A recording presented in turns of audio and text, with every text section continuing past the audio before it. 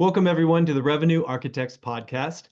This podcast is tailored for revenue leaders navigating the evolving landscape of sales, RevOps, and revenue management. Today, we have a special guest, Kari Roberts.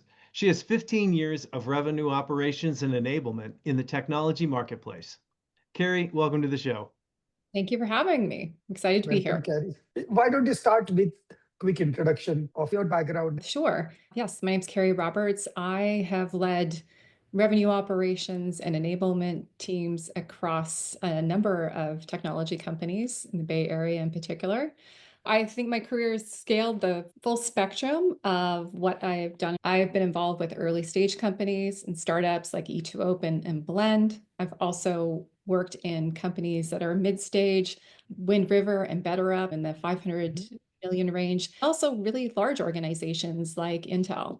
And to me, it's really not about the different problems that they're trying to solve. The problems are often the same, but how they actually execute and solve it and with what resources they have at hand, that's what makes the difference. Excellent. Let's jump right into the most valuable thing RevOps likes to talk about, forecasting. Right? We're trying to figure out how RevOps teams stay ahead of the curve. How do you do that in creating better forecasting? I think the biggest forecasting challenge isn't really around the math. It's around building credibility. When your senior leaders can't rely on the forecast, they just stop using it to make decisions. And then that has much bigger implications across the organization around hiring, spending, or any type of risk mitigation. The challenge really isn't about how do you get to a forecast. It's about the reliability and delivering with predictability, not only in the current quarter, but also in future quarters. While you can't get to 100%, I think there are a number of practices you can put in place to move it closer. That all starts with building the right foundation, with having the right sales process. A sales process will differ moderately from company to company, but it should absolutely mirror the customer journey to enable stage and probability confidence and earmark any risk detection. In the design process, you should gather input from a number of different sources, including sales, marketing, customer success, and other executives. The second part is really around the sales methodology. So partner with your CRO, sales leaders. There's value selling, medic, challenger, spin. My personal favorite is value selling because it ties with them to solving problems through solutions rather than just products. That creates this longer term connection. In an ideal world, your process and your methodology will come together and you can roll these as one. But with this in place, you're able to build more forecast predictability. And you can have these conversations around evidence-based forecasting rather than just opinion. I think as a second phase is really around setting those expectations. I have the 3 C's. The cadence around rituals matter. Forecasting is a muscle. So define what works for the business. It's weekly, bi-weekly, at a very minimum. And then your pipeline inspection will be about every 2 or 4 weeks. Your confidence provides that context and what can or can't go. And so your confidence levels will vary based on time in quarter and also any other activities that are going on within the sales cycle. The last is color. Turning that forecast from a number into a tool is really around what's at risk. What are the decision processes that still have to be played out? What is the competition? What about procurement and legal cycle? It turns this into a forward-looking discussion rather than just providing a readout on numbers. To me, that's where the revenue operations teams have a lot of value. They don't just ask, what's the number? But they're able to use these tools to understand it's not just about perfection, it's about understanding what are the different pieces at play so you can build trust in the process. Once you have that trust, you can use it from sales leaders, sales individuals, to leadership to make decisions.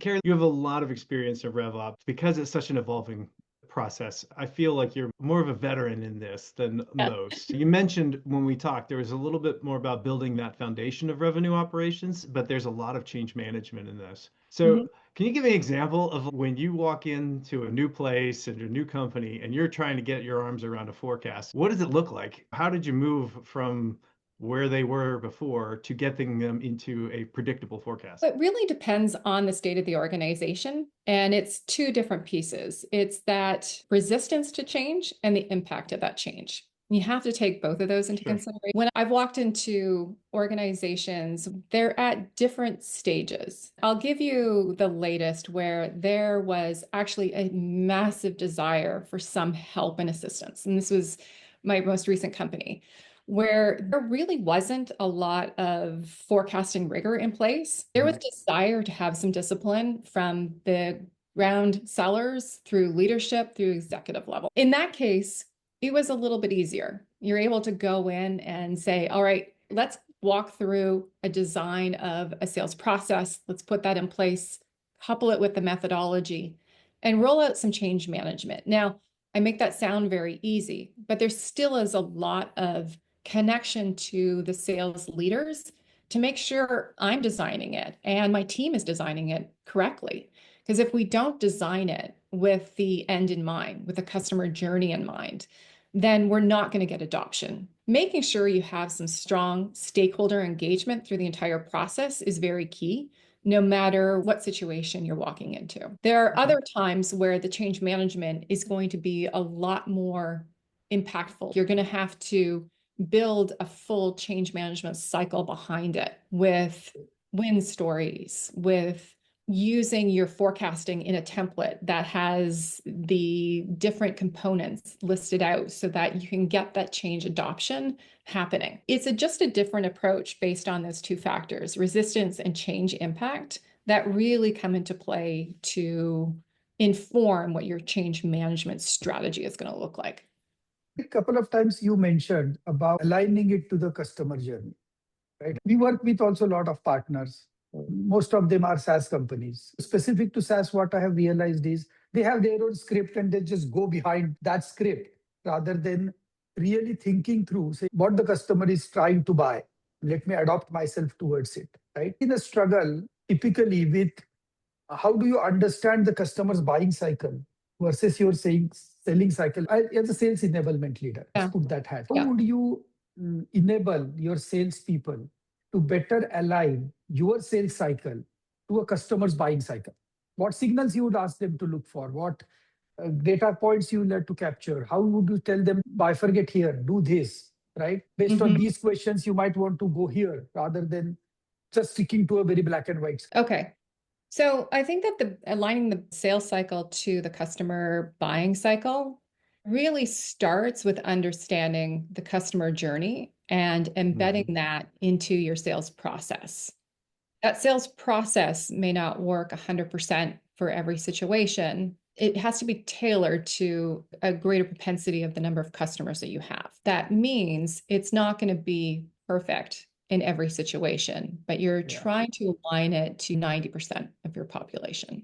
Doing that, you're looking specifically in early stages, for instance, around what are those early indicators of a propensity to have further discussions, to go into more in depth around the problems that they're trying to solve.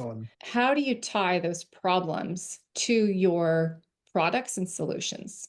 That's why, in particular, I like the value selling methodology. It ties it to a solution rather than a product, because that customer journey may start as an initial sell. But what you want to see, and what we're seeing is a shift in the market, is really a transition from a product sell to more of a solution, longer term value added engagement with your vendors. And that's important not only from a seller point of view, but if you're on the other side too. I see when I purchase tools, I'm looking for these longer term connections. How are we going to partner together and help support roadmap development together so that we can stay engaged for a longer term?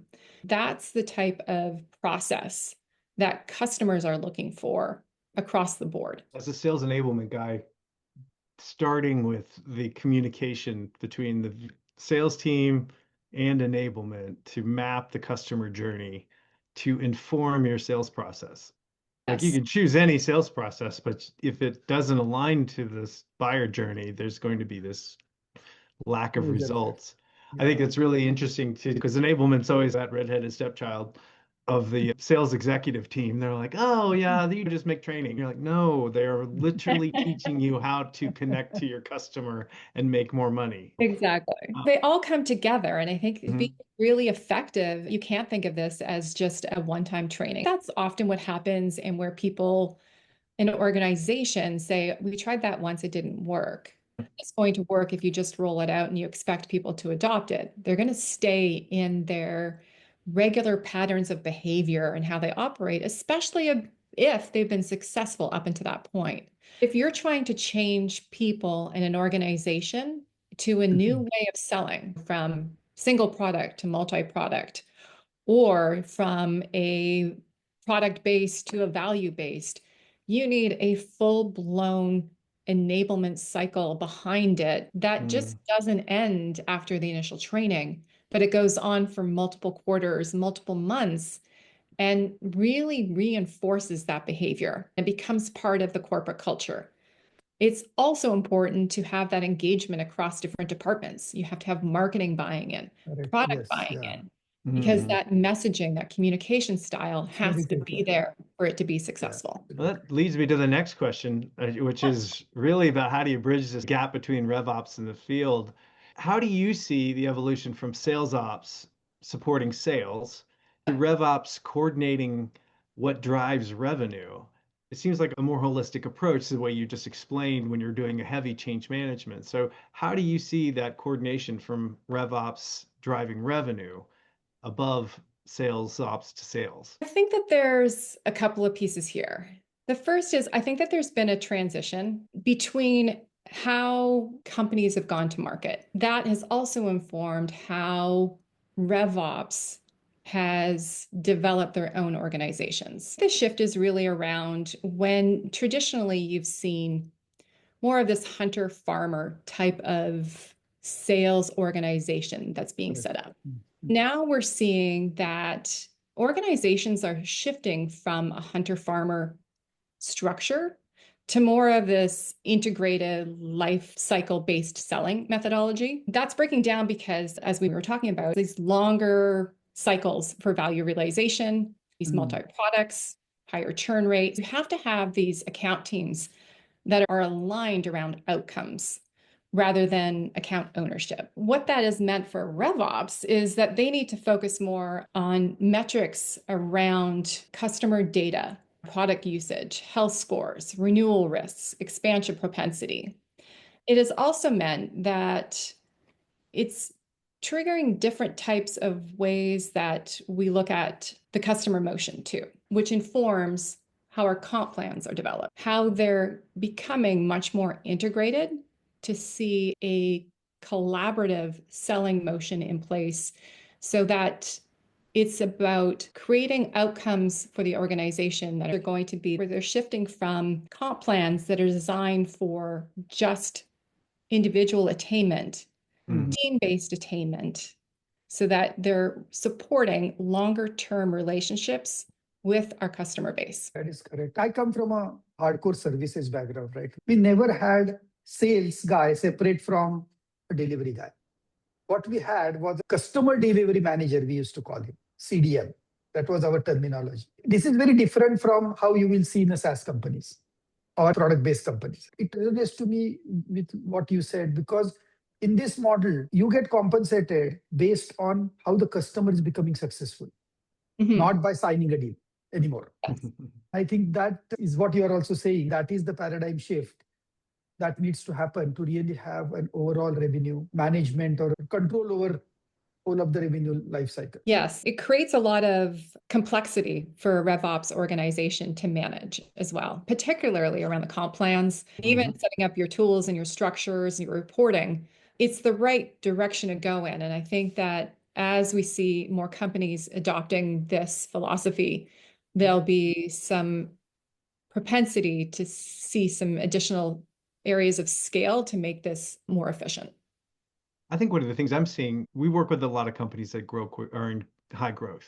You're in San Francisco. When they're raising capital, they're trying to grow 100x. They're talking new units. And that's what you're compensated on, right? People go out and get new units and they're not worried about what happens day two because that's what your comp plan is organized around. But then shifting as a company moves into higher level and all of a sudden some executives are like, why are we losing all the money out the back and paying all these guys on the front end? And you have to adjust your compensation. I think there's an evolution of that with where revenue operations has to come alongside and help navigate that change because if you're looking for growth, you're going to net new and focus on that. If you're looking for holistic growth and repeatable ARR, you're going to have to keep your client. That shift in the compensation plans can have a dramatic impact on the way people behave and what makes a salesperson successful. Nothing like changing the sales comp to modify change management behavior of your sales team. I shouldn't say it is, but it can be a big shift, particularly for sales individuals that are more in that hunter mindset and frame, because they're now having to be accountable for retaining that customer when they may not have any direct engagement with them, much less than they had initially. They're still being held accountable for what they sold and maintaining that relationship where that was a different selling motion. They maybe don't have the muscle built for, or they just don't have the propensity to really love to do. If you don't have any other questions, Steve, I really want to move to the next topic, which is all of this rise of revenue management. Everything was siloed departments like sales ops, deal desk, revenue ops. And you spoke really well about creating that foundation, doing the change management, and also aligning the customer journey to your sales process. In your view, how do you see the rise of revenue management as a whole? Revenue management is really the backbone that connects how we sell, then recognize and collect and grow revenue, that full end to end, but without having that appearance of any friction with the customer. In the past, these operations were very independent of each other. We're seeing that coming together with go-to-market strategy, commercial execution, and all through the customer lifecycle. It's very similar where we're talking. It's a shift again from individual functions to managing a very connected function. And what has changed is that we can't just operate in silos. It's just not an acceptable way to operate. The systems and the processes have to be aligned. Otherwise, you're going to start seeing leakage because you're not going to be connected, slower deal cycles. There's that risk to forecasting. It's then very important for your revenue operations function, since they're really responsible for that connectivity, to have really strong processes in place and rules of engagement around governance, handoffs, and putting some discipline around terms, discounting, and pricing to make sure we're all operating together. RevOps function really starts to become more of that orchestrator across the initial scale, finance to legal systems, and that whole circular motion. I think it's becoming a natural evolution of RevOps as a role. To me, it's very exciting because it expands the breadth of responsibility of the function, and it helps to put in place that this is a really strategic role rather than a RevOps organization being that tactical piece of the organization. I really think of RevOps as being that way to elevate the function within a company.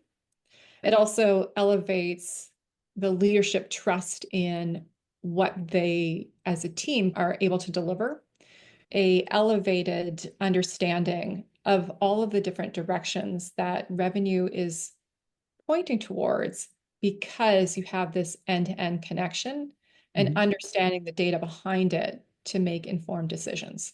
So let's move into a conversation around owning revenue execution. As a RevOps builder and building a revenue management engine, sometimes you have to reorganize teams to create that right execution. There's some conversations around centralizing or decentralizing so that you can get a better handle on how to build the right revenue management engine for the company, and each one obviously being different. Talk to us a little bit about that. What does it take for you to create the balance for the right ownership of execution? I don't think there's any one size fits all, but definitely you have to think about the right structure for your RevOps team, either being centralized or decentralized, or I shouldn't call it decentralized. It's really hybrid. And I think it's important just to go into what that really means. When building a RevOps team, you're thinking about the different roles and functions that you have to support. Let's just touch on what those are so we have a grounding in the conversation. I think of it in 5 different buckets. There are more, and it can be broken down differently. Just for this conversation, there's your go-to-market process alignment. This is where it's the responsibility of RevOps to align the go-to-market process across your different departments and different teams like marketing, sales, customer success, legal, finance. You will have within there your handoff rules and stages, your qualification, your reporting, and then you get into your actual forecasting and data insights. So owning the numbers. Now, we don't own the numbers, but we own the integrity and putting into place the definitions around bookings and pipeline, retention, expansion, and having unified dashboards built so that you're having models that you can build forecasts from. There's systems in place. So systems enforce that process that you've designed. That's going to typically be your CRM system, Salesforce, and automation that connects to your core CRM so that you have that clean data and customization that's built in there to manage your forecasting and also your other data. Performance and enablement, that's really going to be around your compensation plans. Number 4 is your performance, which is really around operationalizing your pipeline and deal reviews. It's the insights that come from having these discussions, which can inform coaching opportunities or enablement opportunities.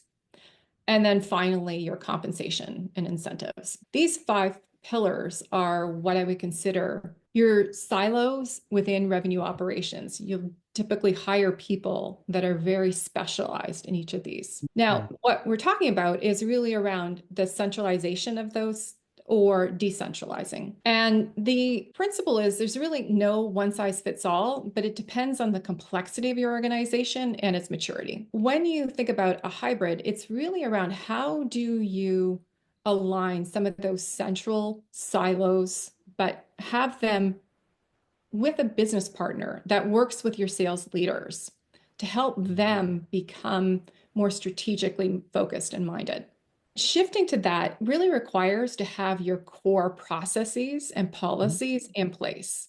You have to have some of those still remain central in order to take into consideration some of the optimization. For instance, I don't think you should ever decentralize your compensation. That is going to create a lot of confusion and it puts at risk different ways of treating very similar opportunities. You never want to do that. That's an extreme. Right. But you can decentralize some of your forecasting when it comes to how the different teams operate. It really allows for a stronger relationship and connection to the revenue operations organization and a really strong feedback loop to design better processes and technology. It's best for companies that have gone through their early stage. So they're into higher growth. They're into more of a multi-product.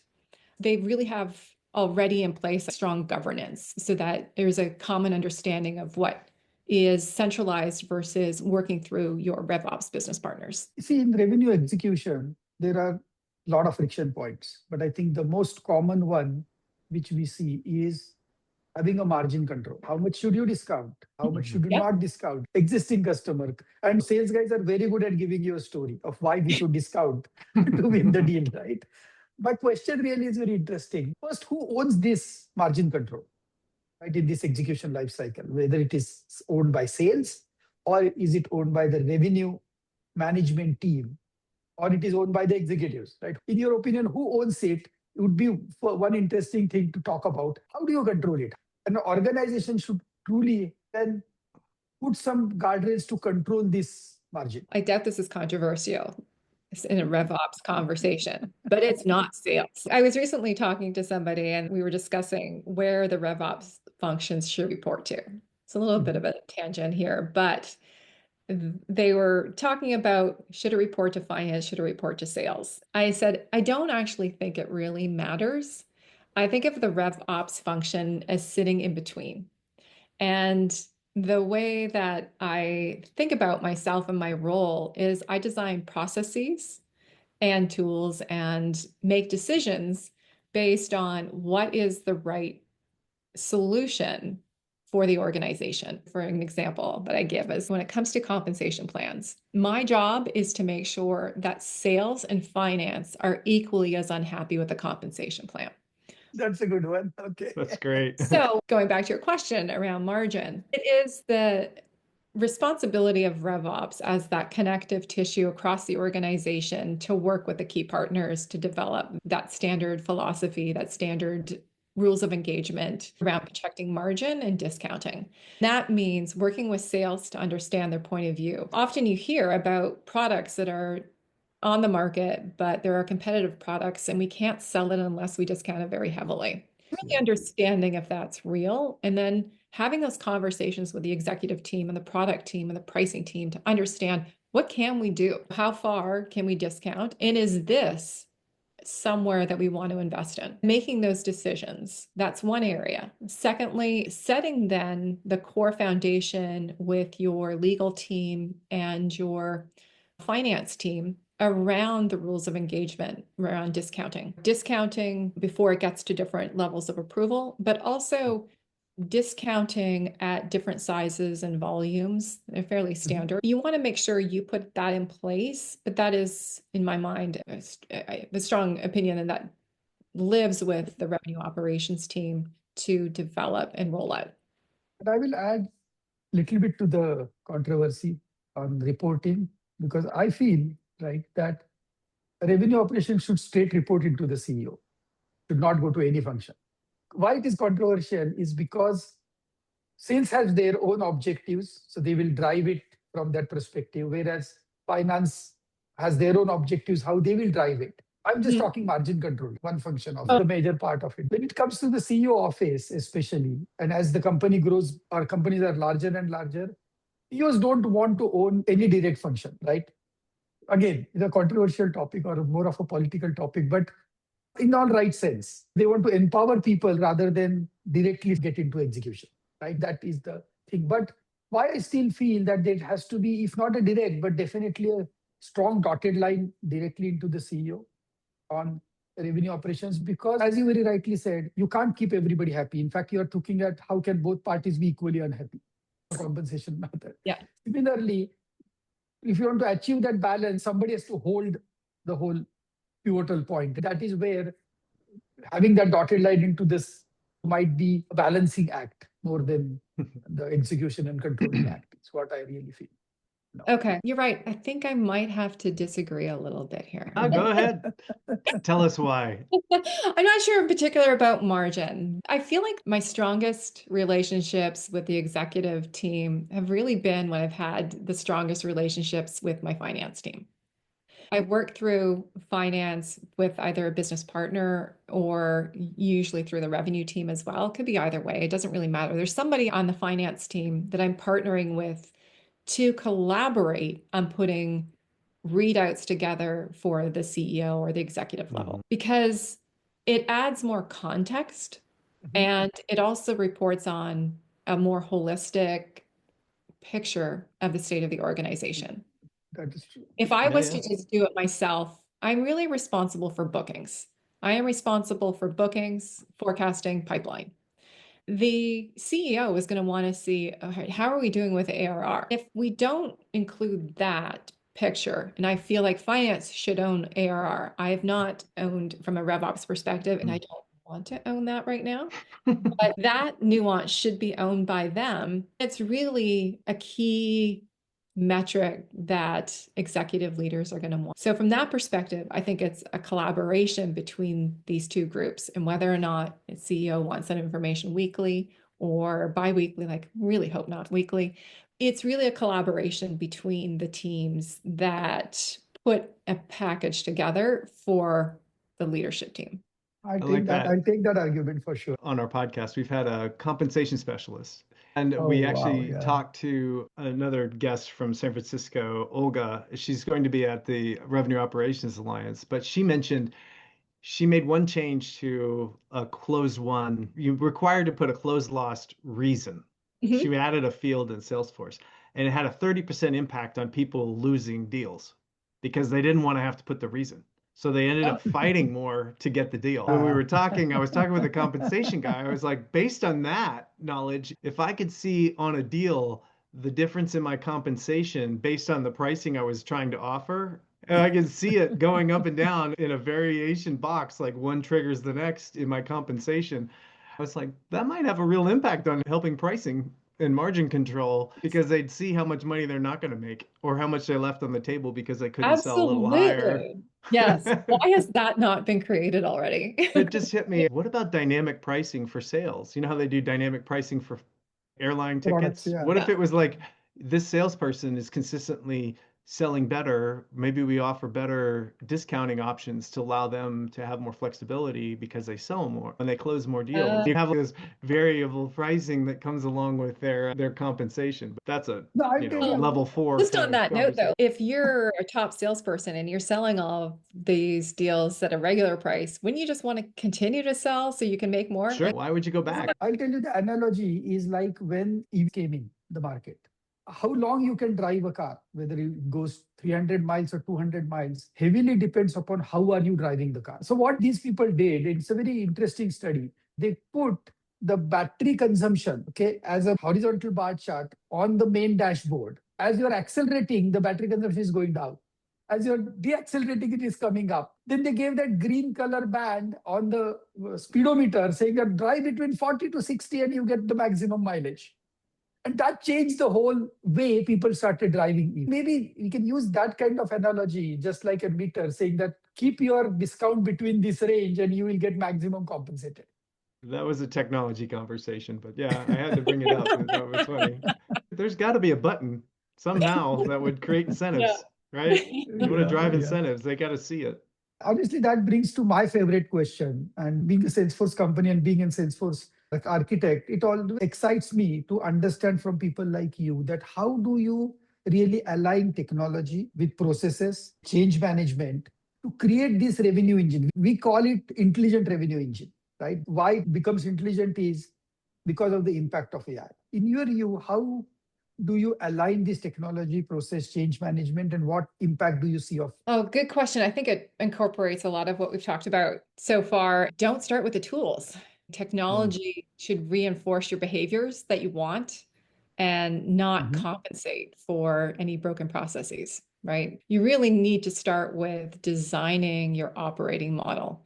And I think that's where people with a lot of experience can come in and say, here's what works at different companies, here's what's worked in the past, to be able to put in an efficient operating model. That's essentially what you're looking for. Within that, you start building the tool functionality to build that layer of trust and build that revenue management lifecycle into your tools. That change management process is just around informing and teaching how to use the tools. Tool change management tends to be a little bit easier because it's a forcing function, right? You tend to figure it out more than changing an overall behavior. You have to figure out how to close a deal in Salesforce. You're going to figure it out. If you're going to have to change a way that you behave, yeah, it feels like it's more passive and discretionary. With that in mind, though, you have to also layer in that your new systems, your tools, processes that you've put in place becomes that single source of truth. You have to continually point back to, if it's not in Salesforce, it doesn't exist. That's the old adage, and one that is repeated because it is so true. You have to align that process to the tech stack, and then you start thinking about how you can launch it through adding reminders within your systems. Mostly it becomes part of that overall engagement with the not necessarily something that requires the same level of change management that you've had to do for other programs. Still requires that engagement with enablement, though, and a clear level of communication. So it can be adopted more quickly than if you left it on its own. When you think about the changing in processes, the engagement with the technology, and pulling this all together with putting a bow on it, hey, how does AI impact it? Well, I think of AI as really being that tool that becomes more like an amplifier. So it doesn't replace sellers right now. It can't fix bad data. And in fact, that if sellers are inputting bad data, your AI is not going to work at all. It's just going to point you in the wrong direction. So you have to reinforce that correct behavior so that you can actually in the future use AI for better decision making. It's not today a shortcut around the process. If we can't get the data right, then your foundation is wrong. So your AI is going to be helpful once you have a strong foundation, when you've had a few sales cycles go through where you're feeling strongly that it's informing you in the right direction. Then it will help to indicate patterns based on history. And it will help indicate where there's areas of concern that you should look at, like deal risk or pipeline scoring or expansion propensities. It will also help with scenario modeling, if forecasting and pricing impacts, like we were talking about, using modeling of behavior from past experiences to show, like, what if we did some changes to pricing? What is that impact going to look like? Right now, I think AI is helping shift that revenue operations reporting to what is happening to influencing what can happen in the future. But without the right foundation in place, I think it's not going to be a really strong tool until you get alignment there. One thing that really resonated with me, because we lead with saying that technology matters, strategy comes first. We are a technology company, but we always say that to the customer. You said it in a very different way, which, with your permission, I might steal. Technology does not solve the problem. First, you have to really figure out what behavior do you want of your sales team, and your technology support that behavior. That's a very different way of looking at it. I want to build this kind of culture, how technology can support building that culture. And people normally jump into technology first, saying that, oh, this is going to solve my problem. But as you said, broken data, technology is not going to fix. Broken processes, technology is not going to fix. It's only going to make it more frustrating. Yeah, I think it's jumping to the solution through technology without really defining what the problem is that you're trying to solve. If you do that, you're going to get very frustrated. You're not going to get adoption, and you're going to end up back at square one with time lost and having to rethink, why did this not work? From a RevOps leader perspective, it is also going to reduce your credibility. I think it's really important to lead with processes first, solving the problems first, figuring out how to do that, and then layering in the technology to make it happen. I think that's why a lot of our friends in RevOps say people, process, and technology is third. It's important. Who do you have? What are they doing? What do they need to be doing? And then how do you reinforce it with technology? When you do it in that order, Salesforce and other technologies don't become the dumping ground for bad data. I think we've walked the whole cycle for us on revenue management, and you've done a fantastic job, and we really appreciate it. We are excited to see you at the Revenue Architects Alliance in San Francisco coming up in January, where you're going to be teaching about leading go-to-market transformation for scalable growth. Can you give us a teaser video on what that's going to be like for people who might be interested in keeping track and coming to see it? A lot of what we were just talking about today is really going to be reflected in that session, really setting the right foundation for how do you make sure that you're talking about the people, the processes, the tools to put in place first so that you can be an effective revenue operations leader and have that credibility to make those strategic decisions.